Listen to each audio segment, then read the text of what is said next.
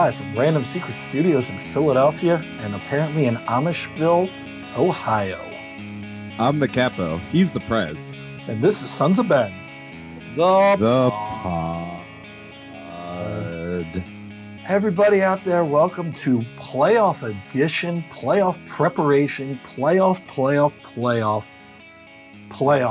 pod.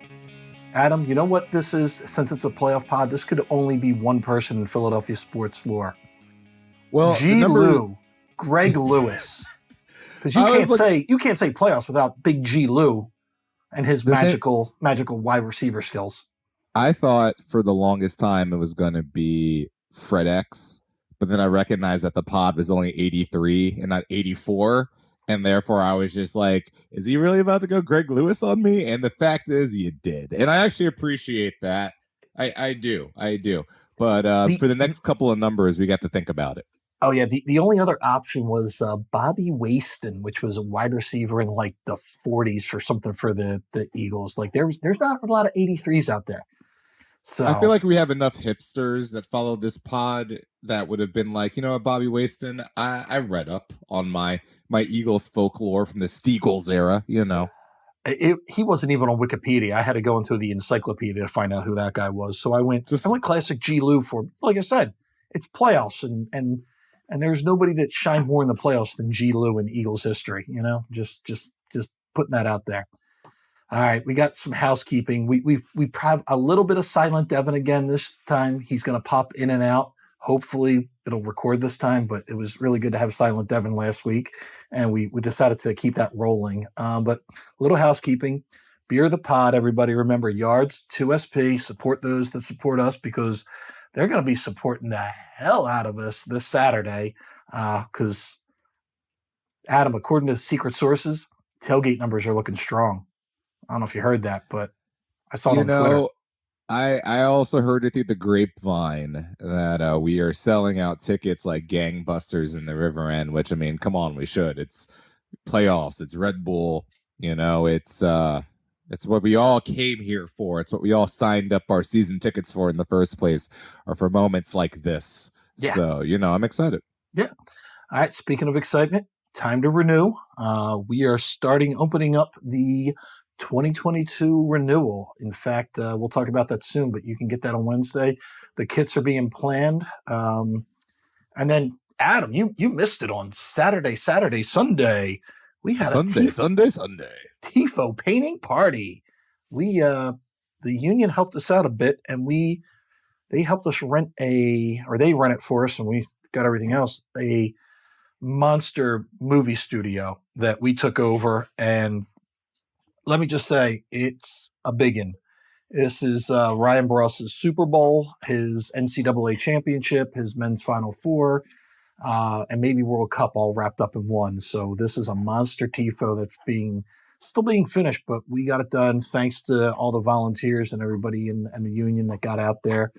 But yeah, that was Saturday, Sunday, and that kind of hurt me for Sunday Fun Day. Kind of, you know, luckily we had some Yards beverages, but that wasn't my normal Sunday Fun Day, bending over and painting tifo, but it's going to be a monster, so I hope you all enjoy it. If it makes you feel any better, I was stuck on the Verrazano Bridge going to JFK to pick up my girlfriend's mother and aunt from Palermo. So, yeah, I also had a Sunday Fun Day as well. Are they staying with you on your couch? Because that would make me actually feel better. Are they staying with me on my couch? Absolutely not, Matt. They're staying with me in my guest room. So they will be here from now until the 14th of December. So we are going to have ourselves a very Italian Thanksgiving. Do they do Thanksgiving in Italy? Absolutely not, Matt. So what we're going to have is a lovely lasagna and other spaghetti-o type foods. And I mean the best type of SpaghettiOs, not the ones that come out of the can, the ones actually you want to eat. And then limoncello, amaro. There's going to be a lot of stuff I'm going to enjoy. It's going to be a Thursday. Just a Thursday at your house. A very thirsty Thursday. Very nice. All right, speaking of the holidays, holiday merch is being planned, so get ready and get on John Light if you want to see something different. And this is Devin's favorite part. Devin, we are crossing our fingers. We're saying our prayers. Good thoughts and prayers for World Cup 2026, www.philadelphia2026.com. Devin, I don't know if your mic is working, but if it is, this is your time for Discord. I'm here. Don't worry. I wouldn't miss this for the world. Uh, Discord's great. Our predictions tournament is over, and I gotta tally up the winner. You know, I haven't been slacking or anything. The season hasn't been over for 2 weeks or anything. But no, it's fine. We'll figure out who the winner is at some point, and that winner will get a prize. But no, Discord's great. Go join it. It's in the Twitter. It's been there. It's where you get all the inside scoop on what's going on in Sons of Right. Ben and Union, you know? Hold on, Devin, can you confirm where you are right now? Because like I physically can't even see you at this point, so I just want to know you're okay. I am in a Hampton Inn in Mansfield, Ohio, in the middle of nowhere for the most part. So That sounds like something that was made up in the X-Files. Like that's not like a real place. That's just a place that like a person was abducted in. It's like where we have to go? Mansfield, Ohio. Did you not listen to my introduction? I said Amishville, Ohio. I gave the location of where he was at.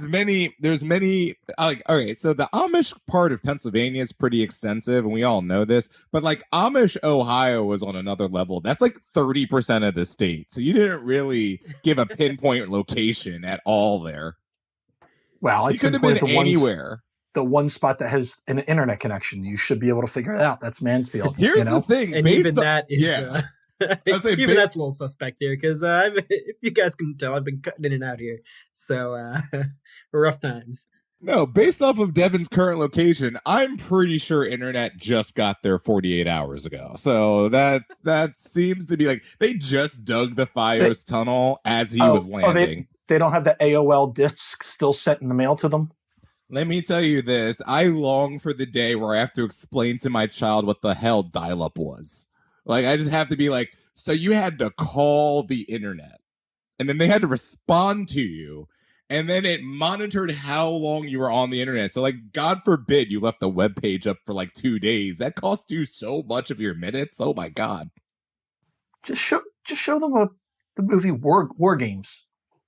Oh no! I actually like my children already. Yeah, I don't want to ruin God, them. that's next movie on the bus trip. So, all right. So Union news. We're gonna start with this one. Adam, tomorrow, Wednesday. Hopefully, we have this pod out by then. There's a pep rally. No. Yeah, is there? Pep rally at Cherry Street Pier. This is the first time since I think 2019 that the players are going to be in attendance. So, snap. Players are going to be there. Sean Brace on the ones and the twos. We're going to be there. We're actually putting Jay and Mike up on the stage to drum out some stuff. Should be a good time. It'll be good to see everybody and see if the city gets excited for what is the only team. Well, the Sixers did make the playoffs, but the Union have done it 4 years in a row. So this is probably the only live playoffs that we're going to see until when will the Sixers be in the playoffs in the spring? This could be your last chance for playoff action. Playoff action, yo. No, they'll be. I think it's April is when that happened. I mean, like, what? You don't believe that the Eagles, who are now currently in the hunt, can't figure out a wild card berth out of all this mess? I know they can. I as a sports fan, that like, is it good or bad? I don't know. But it's also like when the Sixers would make the playoffs as the 8th seed. I knew it didn't mean anything. It meant, they got to the playoffs and that's it. It's a first round exit. So I've got higher hopes for our boys in blue versus Red Bull and then the winner of Nashville, Orlando. So I've got a better path that I'm looking at here for us. So I'm more positive about the Union than I am about the Eagles. Look, I'm here for the idea that half of the Union fan base, who like most people who are Union fans I know are fans of other teams in the city. I actually know a few people who are the Union are the only team that they follow. Shout out to our drummer Jay, who is a Boston sports fan all the way through, except for he graces us with his presence of being a Union fan. But legitimately, some people are just like, the success of the rest of the city takes eyes off the Union. So screw them, let them all fail. And I'm over here being like, why do you hate me so? Yeah, listen, I'm a 5 for 5, 6 for 6 person like you, but we're getting you for that 7 for 7. Go Fusion. Oh, you're trying. You tugged at the heartstrings last week, so now I'm like thinking about it. But I'm gonna get you a hat. yeah, there you go. So we, but I also want to see the city embrace the Union the way Union fans embrace the other teams. Because I will say one thing about Union fans: we're not Flyers fans, because Flyers fans are probably the most divisive, I should say, in the city, where if you're not with the Flyers, they're not with you, or they tell you can't jump on at the playoffs. Where we're like, come on down, come to the playoffs, I'm gonna tell you this right now. Both me and Devin have actively done this podcast while watching the Flyers out of the corner of our eyes. Oh, I know. I was gonna say, I don't know. I mean, Flyers are my second favorite team behind the Union. So I don't know what's going on. I felt that off of Devin too. I felt that like he wasn't rolling with the Phillies like that. That was the vibe I was catching. I get that, but you'll understand what I'm saying. Flyers fans in this city are traditionally they're gatekeepers. They're not Sixers fans. No. Yeah. So, but I always tell this. I tell this to all my Fist fans who are like, or all my friends who become Sixers fans. I'm always just like, look, you're going to a basketball game that happens to also be a fashion show, that happens to also be like a lounge-based experience. Because it's just like, if you go to a Sixers game, those are the elements you're going to get. Like, people are going to be dressed nicely. People are going to care about their appearance and all that. They're going to go get to the bars and all that. They're going to get their beverages. Flyers fans are just going to show up in a jersey, ask for a Labatt Blue, and sit the hell down, which I respect. But it's a different vibe. Devin, I want to be over edit this because Adam's got nice seats, because his experience at the Sixers game is different than what ours would be, because we've got Joe from the Northeast in his Allen Iverson black jersey and no undershirt, no shirt whatsoever, and like the leprechaun tattoo on one bicep and the pasty white skin. That's what I'm seeing when I'm going to a Sixers game. Where you're at, yes, it's a fashion show. Meek Miller's hanging out with you. You're bumping fists with that old man with a 76 jersey with a hat and towel. That you leave Alan Horowitz out of this, man. Yeah, you're hanging out with Horowitz. Adam and I are hanging out with Joey from Northeast and Sal from South Philly. So don't make this thing like it's the Forum in the 80s, buddy. Look, all I'm saying is, even if you don't experience my seats, there is no part of a Flyers game that's giving you that element at any capacity. Like, who is the most— That is factual. Who's the most famous courtside like behind the glass person at the Flyers game? Is M. Night Shyamalan going behind the glass? Gritty's there. Gritty, exactly. Also, shout outs to my guy Franklin, because he gives me a dap every time I see him at the game now, and I'm like, I'm going to befriend at least 40% of all the Philadelphia-based mascots. That's the goal I got going here. Devin, he just buried the news. Adam is coming out as a furry. Good job, Adam. We support your freak flag. You let it fly. Yo, we do not kink shame here on Sunset Bend the Pod. If that's how you get down, that's how you get down. We're accepting of all kinds at Sons of Ben. Yes, we are. All right. Speaking of accepting, let's just get in this playoff picture. So we've got Red Bull. Yes. We've got Red Bull. They're not a rival. So I'm not worried, man. They're bringing two sections down. They're gonna say stupid stuff, and we're gonna be like, "Who are you? Who are you?" And I want to see like a decisive ass whooping by the boys in blue, and then I want to watch that Nashville Orlando game and be like, "Guys, guess what? I hope in 2 weeks it's gonna be 30 degrees, so you can like. I want it to be like Edmonton, where Mexico's got to play Canada today and all that snow. Like, I'm kind of hoping for that against Nashville and Orlando to come up. Real quick, if you are Canada, don't you play all of your games in like the most northern territories you can possibly find? When you play anybody, like you're just playing in Saskatchewan every single game because you're just like, please face these elements. Why don't you? And then also play in short shorts. But I digress. Look, I'm excited. We are not their rivals, and I'm okay with that. I've accepted that. I have put the Union on a Penn State platform where they don't actually need an authentic rival. They can just, say F you to literally everybody. And I'm okay with that. I don't need friends. I don't need rivals. I just need trophies. I don't have to get excited about a playoff game. I'm excited about a playoff game. I don't need to hate my enemy. I want to see our team just roll on through. You know who I'll hate? Whoever we play in the finals. Whether it's Kansas City, Seattle, Portland, I can hate them. I'll save my hate for that. Colorado, first seed. No, I mean, Could look, be. here's the thing. I mean, with this matchup with Red Bull, I'm a Philadelphian. I don't overlook any opponent because the minute I get cocky is the minute that the gods want to tell me, "Oh, you haven't been humble enough, my dear child." So, I say any matchup against Red Bull, especially with their fan base, it's going to be a tough task. I'm just happy that we're in a place as a fan base where we don't have to put all of our eggs in the Red Bull basket in terms of our fandom and be like, yeah, man, it's our rival. They're coming. It's like, no, we're good enough now where we go to Red Bull and we tie them enough. They come here and we beat them occasionally. So they're just another team now. And that's what they wanted. So I think it's synergy on all parts here. And here's the one thing I like, because people kept asking me, are we going to build a bonfire? And I'm like, no, we don't need to do that now. This is Red Bull. We don't need to hype this up. We just need to take care of business.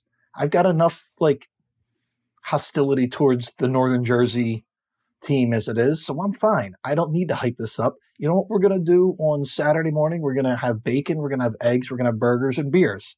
That's what we're going to do, and that'll be enough to get me hyped up to watch the Union layeth the smacketh down on their candy asses. Yeah, no. I mean, look, you don't need the energy about this. There's enough. I just I care about who's in front of us. And this is a game that, if I'm the Union, I want to win this game just because, this is an unfinished business situation. This team, and I hate to say this, because here's the thing. If my words are all that it takes to jinx the Union, then damn, that's a very flimsy prophecy going in the first place. But they should be able to compete for MLS Cup. They're good enough. They're talented enough. They have the numbers, which is something that we don't talk about enough. They have the depth to compete with any deep team in MLS. They're a very deep team. So, but you got to get healthy. You got to make sure that Corey Burke is somehow healthy. You got to make sure that Sergio Santos is as healthy as he can be. You got to make sure that Andre Blake comes out of this unscathed, and you have to hope that Alejandro Bedoya, his legs are as fresh as possible. But all those things being said, Red Bull had to fight to get into the playoffs. I love their momentum. They fought really hard down the stretch. They got a lot of results at the last minute when they didn't need to, and shout out to that because that shows a team of resilience. And that's why, I'm saying we got to take these guys seriously. But if the Union execute the way they need to at home, they should win this game. They should move on to the next round, and we should see what comes next. The boogeyman that was Red Bull, 4, 5, 6 years ago, that's been slain. The Union don't have to worry about that guy. He's not coming back anymore. You are on an even, if not higher plane now, and you need to show this. I couldn't agree more. I'm excited for the match, but I'm not, like you said, scared of the Red Bull. I'm not overlooking them. I'm not looking at, just like I'm not scared of Orlando or Nashville or New England. I think there's a reason we're the number 2 seed in the East. And then, like you said, I'm hoping that Casper, Sergio, or Scory can get the offense ignited like we need them to, because everything else has been clicking. The midfield's clicking, that defense. The fact that none of our defenders were named for Defender of the Year is a freaking crime against humanity. And then at least Andre Blake is with, the top 3 for Goalkeeper of the Year. So I feel really good about our squad. I feel good about, Jim said on the radio today, he was on 97.5's morning show, and he goes, in the playoffs, I need to be quicker with subs. And then they asked about the kids, and he goes, I have to have full faith in these guys that they can come in, bring the energy, and the moment's not too big for them. And I'll tell you what, out of the 3, out of the Jack and Quinn and Paxton, nothing has shown me that these kids think them playing on the field on any stage is too big for them. And them coming back from Mexico, I think if they get subbed in, we should have all the faith in the world that they're going to do what they need to do to make us successful. So yeah, I'm excited. Anything else in the playoffs, Adam, that you're looking forward to? I mean, selfishly, I want to see Nashville, Orlando, because that should be our opponent. And then I'm curious about how Atlanta handles the postage size little stamp field that New York City is. Like, is Atlanta going to be able to handle that and the cold? Look, I mean, this is the variable of New York City Football Club, which this is something that, remember, the last time I think they had a home game, it was at Citi Field. It wasn't even at Yankee Stadium. So that was another variable, and they inevitably lost that, even though I believe they were the 1 seed. They were the 1 or the 2 seed that season in the Eastern Conference, and they still lost the home game in the first round because of, soccer, especially Major League Soccer. Major League Soccer is probably, like, can you name a league that has more parity in that you know of? Like a soccer league that has more parity than Major League Soccer that you follow? No, the closest thing, and it's not parity, is at least the Premier League has 6 teams that could anytime win it, wherein fair. French and the Italian and even Germany, there's 2-3 already teams, decided, and that's it. Yeah, decided. It's already so Paris and Germany. I mean, France and Germany already decided. Yeah, and we talked about it last week. We're like, holy crap! Colorado and New England are top of their divisions, where 3 years ago, they were in the teens. They were in the farthest realm of the basement that you could be in. So 3 years ago, Colorado gets relegated. You know, in any other league, Colorado gets relegated, and New England is like, we're in shambles. Like, New England, again, 4 or 5 years ago is a unit where you're just like, what are they doing? Where's their hope? Where's their stadium? Like, who are they going to sign? Who's going to want to come to Foxborough? And they have somehow put together a franchise that has put together more points than any team in the history of the league. Crazy how that works. But, like, this league is built on parity, and that's why any match in MLS is interesting. And like, it sounds like some company man bullshit that I'm saying to you, but there's some truth to that. You have no idea who's winning MLS Cup. Absolutely none. I actually think it's good because NBA, LA's always going to be there. Miami's going to be there. Some form of a New York team and a Boston team is going to be heavily involved. Well, Brooklyn. Maybe not the Celtics. They don't look. They could turn that around right now. They don't look so hot, but Brooklyn does look good. Traditionally, they go in ways where, and same thing with the NFL. It's the New Englands of the world, but now with the MLS, you can be an Austin FC and be top of the table. You can be Atlanta, like we saw Atlanta come catch fire, and now some of these older, more established clubs, and I'm going to include us now because we're 10 years old. The Union now, we're relevant. We were not. We were good for the first 2 years and then not relevant, and now we are relevant. We're making people look at us. And same thing, Bruce has done a great job in New England because New England was not relevant at all, and now they won the Supporters Shield in grand fashion. So I think it's great for the league, especially you see Nashville, 2 years old. And they're crushing it. And what's Charlotte going to do? I mean, Miami's a joke, so's Orlando, but that's okay. I think Florida deserves that, just because Tampa Bay wins enough, so we don't need any more Florida teams winning anything. Real quick, did you see the leak of the Charlotte jerseys? I did not. I rely on you to send that to me, and I should have, and I apologize for not doing this. This is about a week and a half ago, so it's a little late on this, but we just mentioned them. So they have very Arsenal-esque uniforms. They're basically all blue down the middle with a nice V-cut collar and then white sleeves. So they went very Arsenal, at least in my opinion, but blue as opposed to red. I want to go, real quick, I would love for teams to go very, very traditional with one jersey in the way that, a lot of teams in the EPL do and such like that. I'd love for like I want the Union to go back to the center stripe like many people do, but I would love a consistent jersey. Like, play with your secondary jersey until your heart's content. Like, no one gives a damn. Do whatever the hell you want. But I love the sash for the Galaxy. I like the 5 stripes for Atlanta. I like, I want places like I wished that Impact, when they went to be CF Montreal, kept their stripes. I would have loved that because I thought that was their Inter Milan looked really good for them, to be honest with you. I would love for teams to go back. Like, remember when Chicago had the center stripe going across their chests?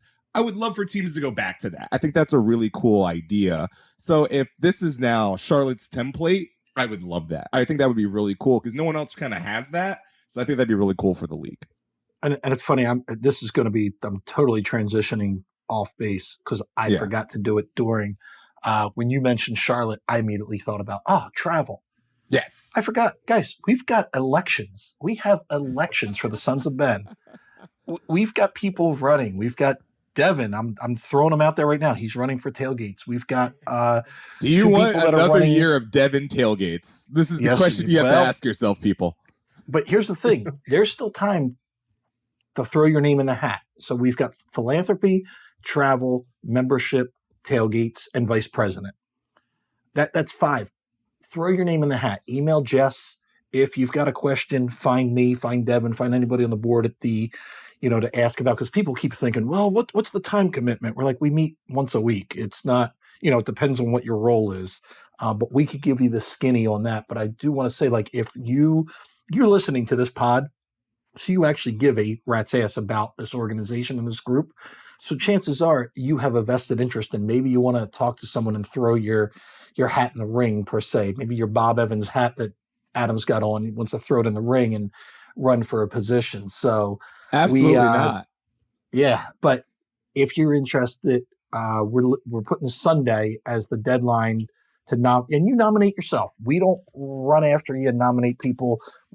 As a board, we try to stay out of it and keep as neutral as we can. We don't let board members endorse other people and poll for them on social media, but we want everybody involved. So if, like I said, you're listening to this, it's obvious you give a rat's what about. As long as you're a member in good standing, meaning you're a 2021 member, you are eligible to run. So reach out to us and let us know. All right, so we got through the MLS news. Yes. We always go into the alumni, but all the alumni are doing is playing for the U.S. men's national team. So I guess we should just get into is it fair? Can we say 2-0? Can we call it that? Hold on. Why are you leaving out Jack DeVries like that, my guy? Because I don't know where Jack is. He's somewhere in northern Italy playing for the reserves of Venezia right now. Yeah, but I can't find anything on it. Like, I can't. I'm trying. I can find out Jack's how to. Parents. I'm watching Series C on a Saturday. You can, there are links, my guy. If you really want to get there, we can get you there. But no, I digress. You're right. All of our main guys are playing over there in the U.S. national team, and a little dose of Sato. Apparently Ohio is for lovers unless you are from Mexico. Yeah, apparently Ohio doesn't like the Mexican national team, but it looked great. Cincinnati, hey, that's what a full stadium looks like, guys. So maybe you support your boy Chris Albright and pack that stadium next year for your Cincinnati FC squad. But wow, how does Brendan Aronson? How's he not wearing 2 patches over his eyes right now? That was like Macho Man Randy Savage eye rake that he took. Like, was he trying to take the headband as a souvenir? Was that what he was trying to do? First off, shout outs to, I realize that Brendan Aronson is the only person who wears a headband for her squad now, and I love that. I love that for him. I hope it goes full Griezmann one day on it, but And shout out to his sister for loaning it to him. Look, hey, real men can have long hair too, Matthew, just because you weren't graced with the follicle prowess.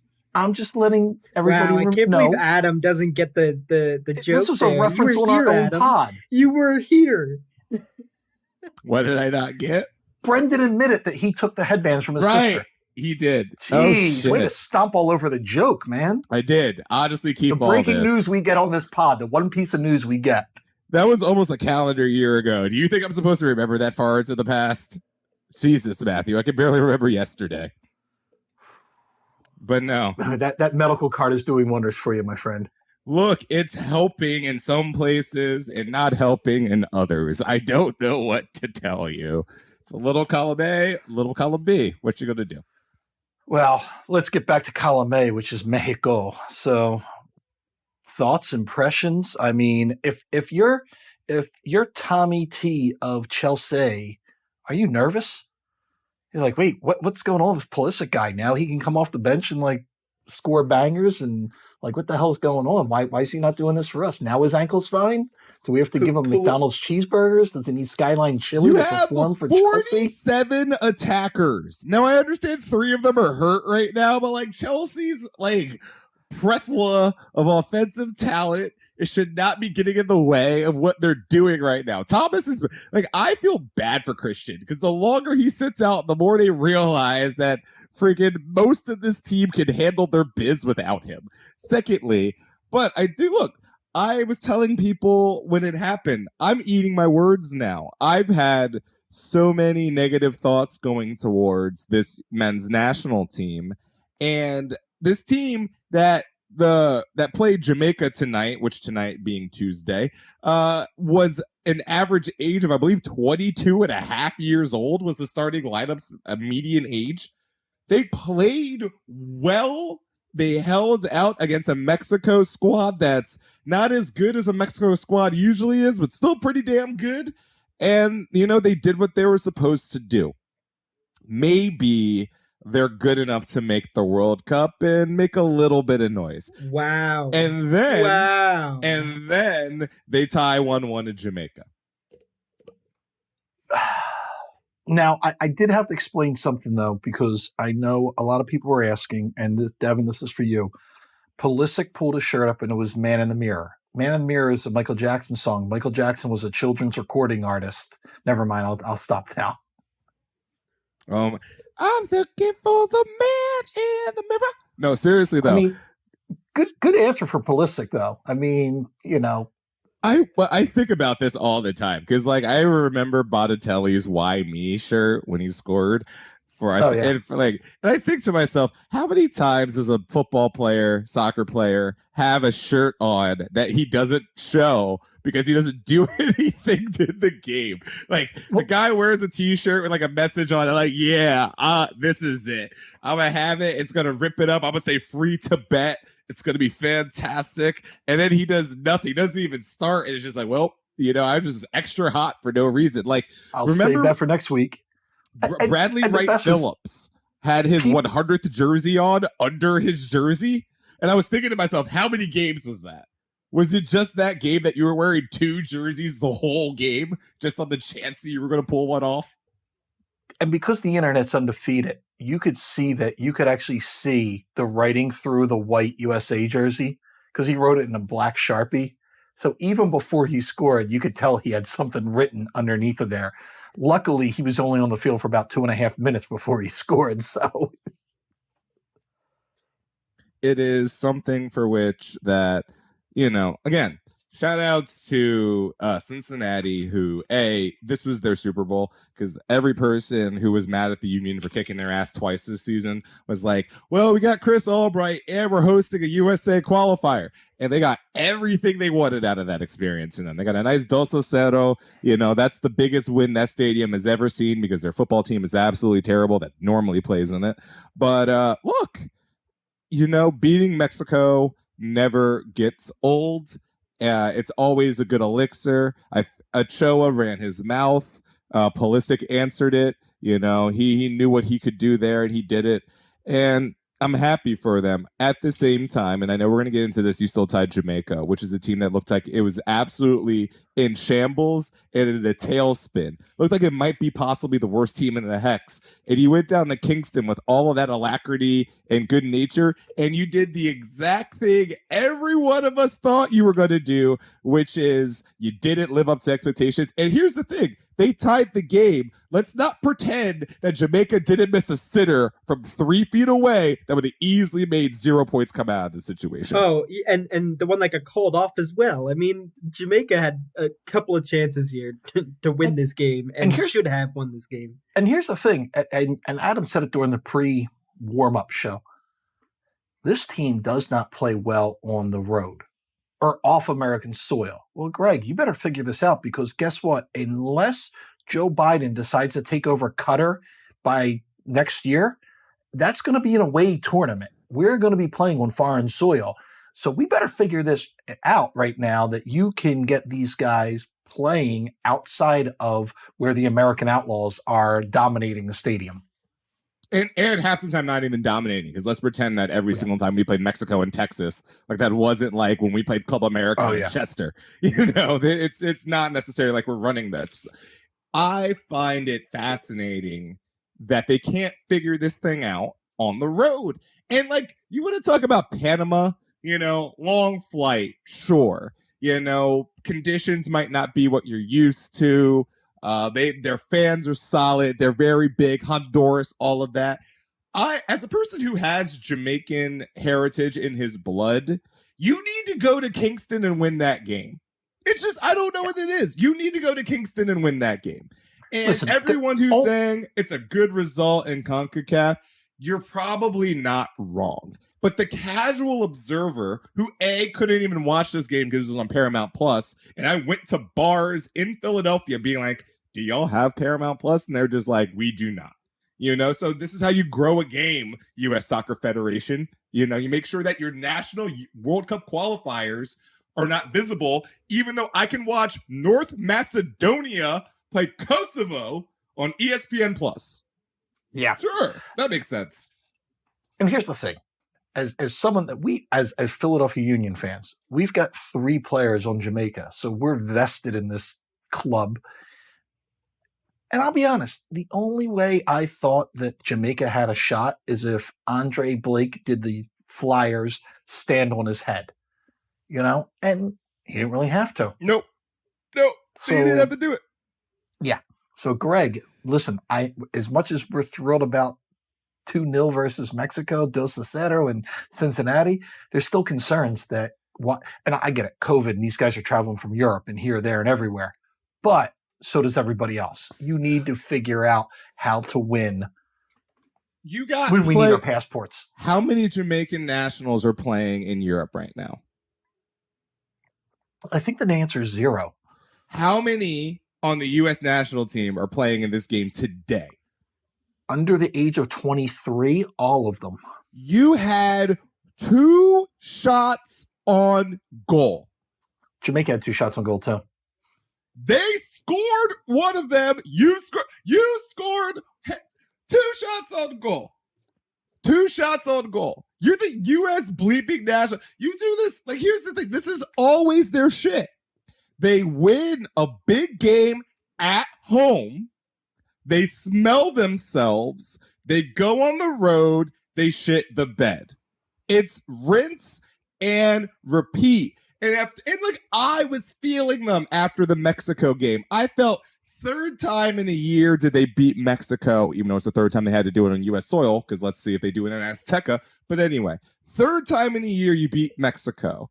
Weston McKennie scores, Christian Pulisic scores, your arguably 2 best field players score.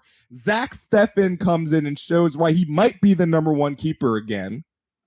All of this happens. You're feeling yourself. You go to Kingston. You take the lead. And then you let Jamaica back into it in a 1/3 full stadium in Kingston that had 6,000 people in it. You can't put these people away. This is the stuff that baffles the mind. It's just, if you're CONCACAF is not that difficult. Let's be honest. If you really want to, there's a reason why Mexico was dominating. Let's be honest for a second. That goal from Antonio is not a normal goal. No, that thing was otherworldly. But give him credit. That thing was otherworldly. That was a golazo. But you can't come in here and say that if there's no talent in CONCACAF or anything. No. I mean, Jamaica's not a horrible team. How many games have they won in the Hex prior to this rotation? I don't care what you say. I mean, they have players in high places. Jamaica was getting smacked around for most of the Hex up until this moment. And I'm saying, look, there is an obvious gap between the top and the bottom here in CONCACAF. There has been for a very long time. There's a reason why Mexico has been at the top for 30, 40 bleep. As long as CONCACAF has been a thing. Devin, to your point, if Jamaica won that game, that would be an upset, correct? Yes, 100%. It's an upset. Yeah. It's not a good look that it's a 1-1 tie. Not at all. Not Yes, for of course not. after It's- that game that they had against And that's- Mexico. yeah. And you should be happy it's a 1-1 tie, because it very easily could be an L. And imagine if you win against Mexico and then lose against Jamaica in the same calendar week. What is, because Berhalter is the one who's putting, and this is my nephew, I love him to death, but Gianluca Busio gave you absolutely crap today. And you get, and like he gets his start.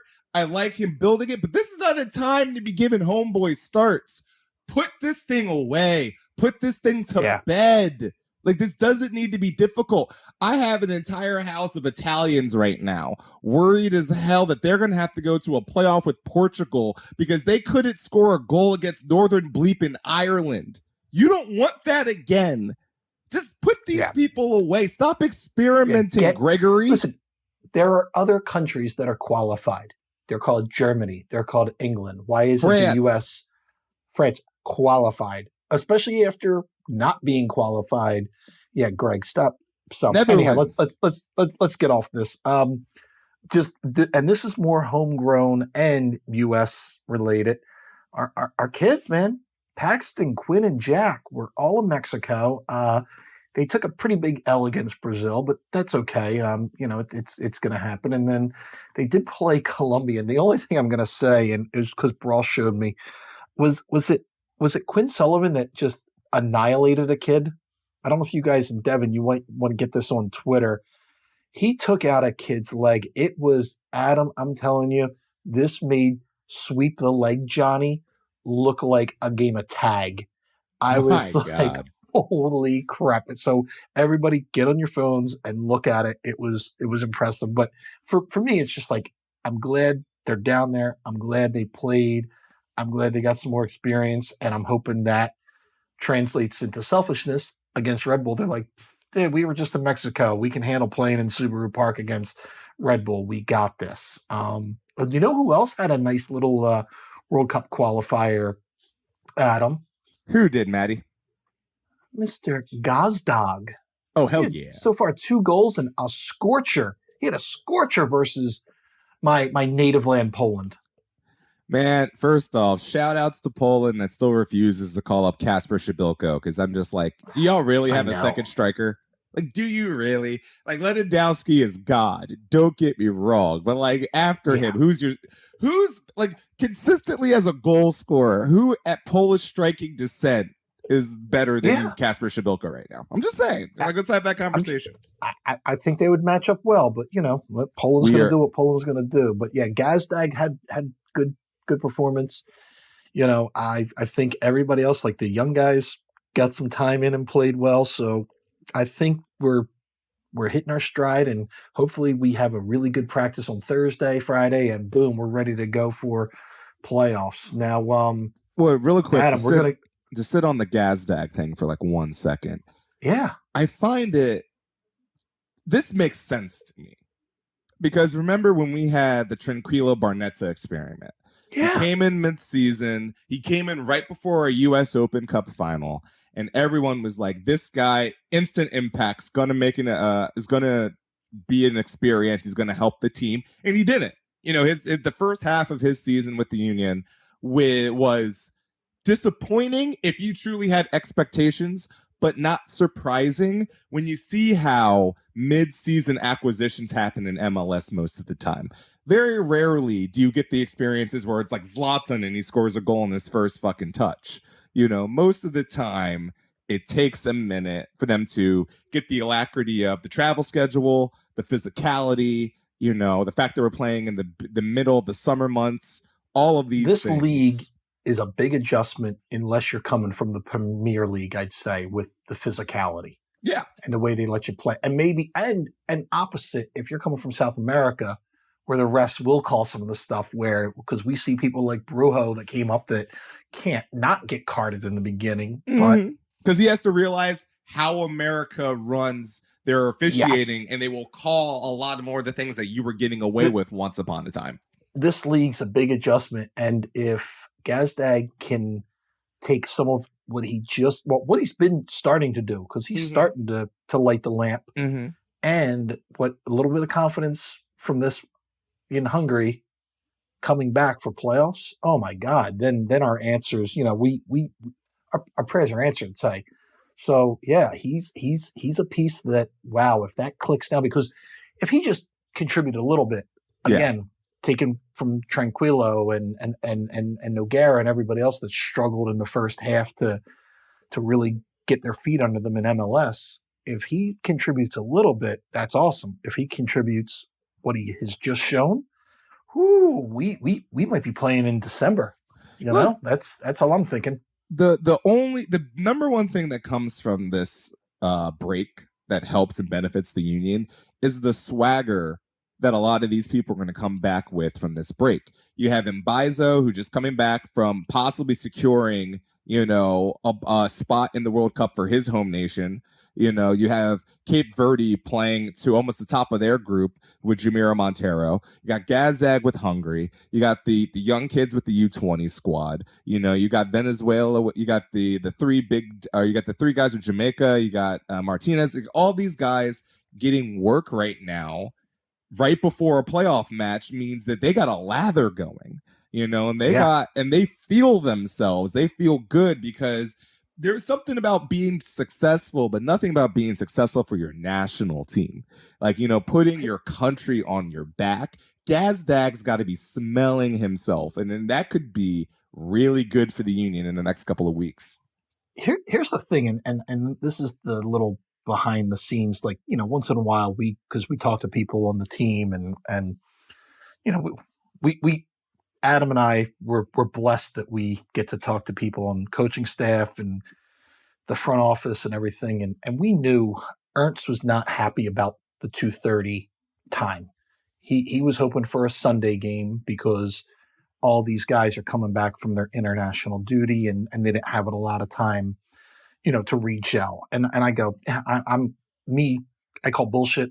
These guys have been playing all year and they should know what they're doing. And for an organization, the Philadelphia Union, it's better for us to play on a Saturday than a Sunday when the Eagles are taking the city's attention, where the playoffs, the eyes are on us for this Saturday. So I'm thrilled about that. But like you said, these guys have played. They've done well in international competition. They're coming right in, where I thought last year when we had that bye week for the playoffs, that worked against us.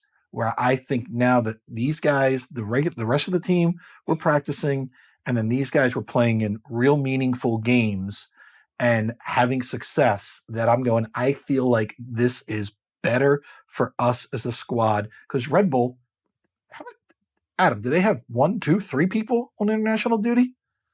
I don't even know what they had on international duty. Right, I think they had. I mean, Caden Clark was with the boys down there in Brazil, the U20s. Yeah. The rest of the squad, I don't know. Are we calling up Aaron Long anytime soon? What's going on with that? I don't know.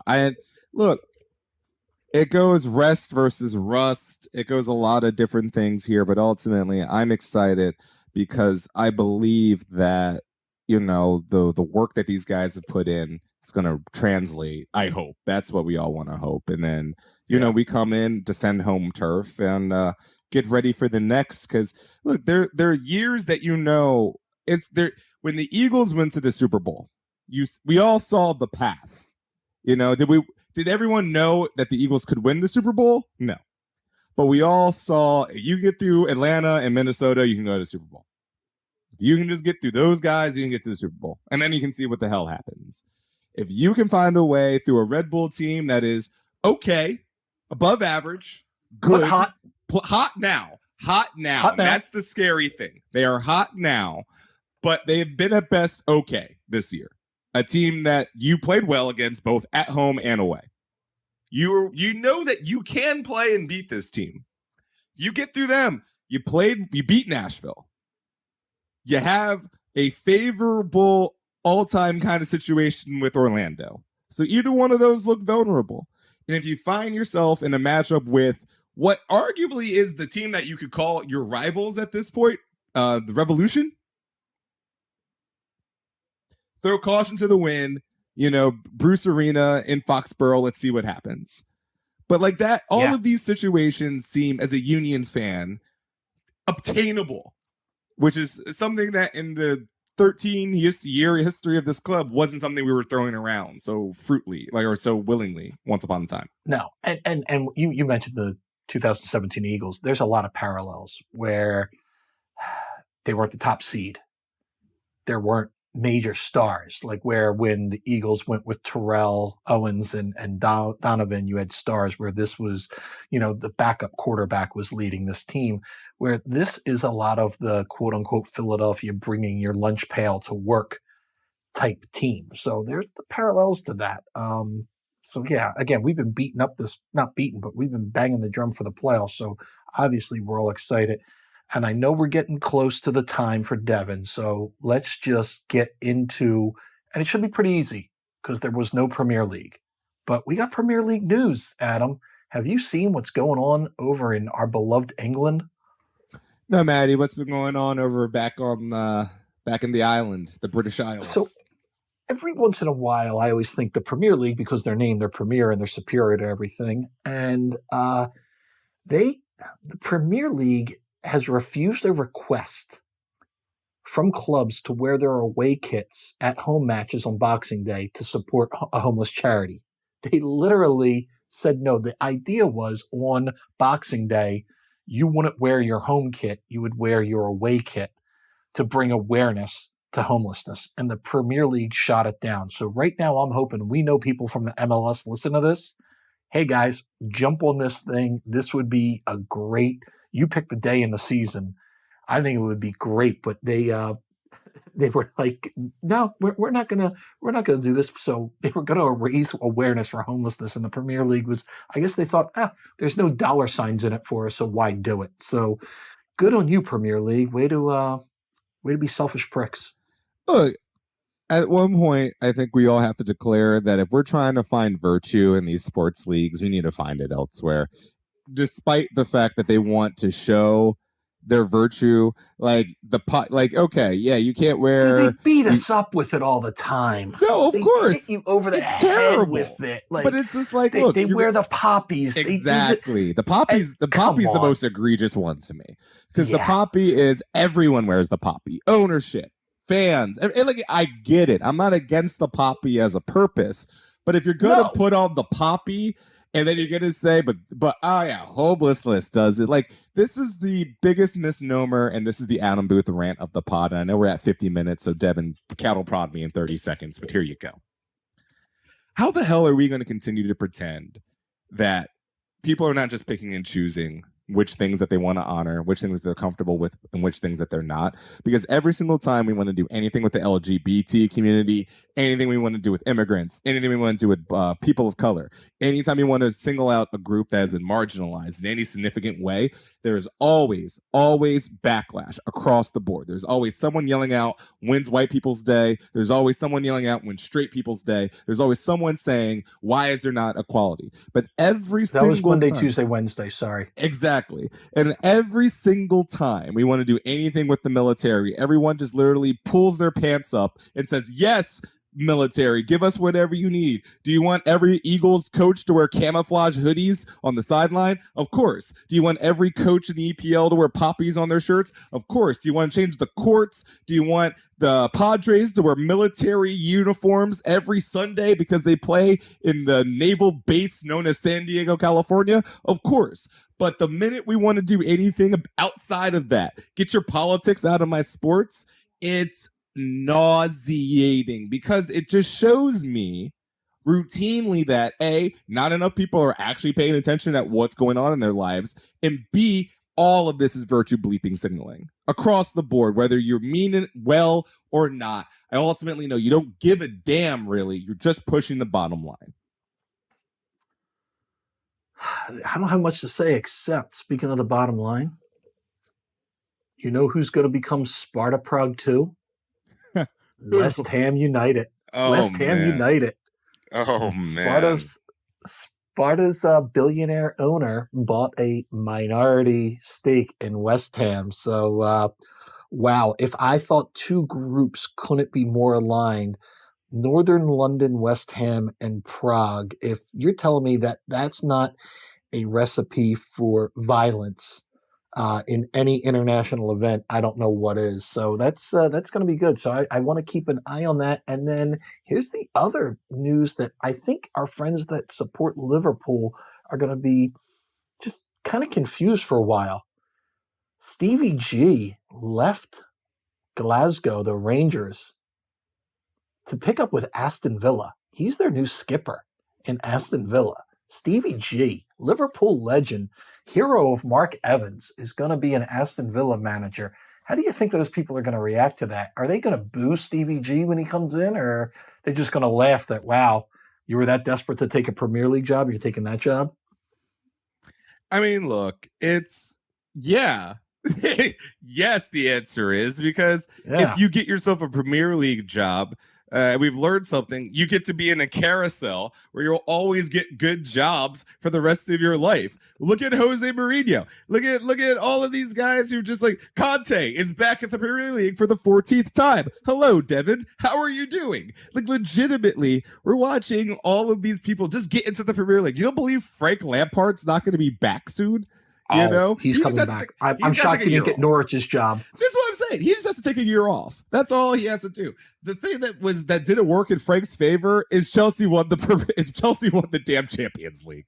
Yeah. So he's just now, like, Devin, wow, that looks bad. We're gonna wrap this up, and I'm gonna wrap it up with 2 questions for you. The first one is the same one from last week. It's probably the same answer. I know that it's redundant, but it's a great question. Who's higher on the table, Brentford or Tottenham? Still wow. Oof. Almost slipped there. Still Tottenham. I was speaking more from the heart than the brain there. So and this is another Tottenham question. Are you excited for future Stevie G to be your head coach, to be your manager, to be your gaffer for Tottenham? I think you're only a year and a half, 2 years away from stealing Stevie G from Aston Villa. Are you thrilled about that? Well. Or do you want? I hope are you holding out for Frank Lampard in 6 years? But you know, or are you holding out for Frank Lampard, your third Chelsea manager, to take over Tottenham? Both of these situations sound horrible. Conte is going to bring them to the promised land of another Audi Cup. All right, don't fret.